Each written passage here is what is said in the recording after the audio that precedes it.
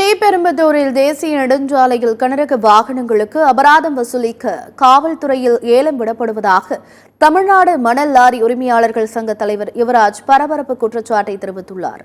இது தொடர்பாக காஞ்சிபுரம் மாவட்ட காவல் கண்காணிப்பாளர் அலுவலகத்தில் புகார் மனு அளித்துள்ளனர். ரோட்ல அங்கங்க காவல்துறை நின்று லஞ்சம் வசூல் பண்றான். கேஸ் போட்டுடுவேன், ஆன்லைன்ல போட்டுடுவேன், நீ இல்லாகட்டி கூட கேஸ் போட பணம் வசூல் பண்றான்.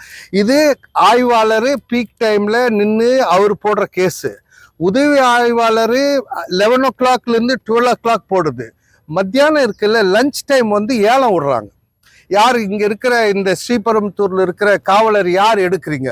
இந்த 1 மணி to 4 மணி வரைக்கும் யார் அதிக வசூல் பண்ணி தரீங்க? ஏலம் விட்டு வசூல் வேட்டை நடைபெறும். நாங்க இவ்வளோ டாக்ஸ் கட்டி, இது கட்டி, ஆர்டிஓ, ரோடு டாக்ஸ், டோல்கேட் இவ்வளோ வரி கட்டுறோம்.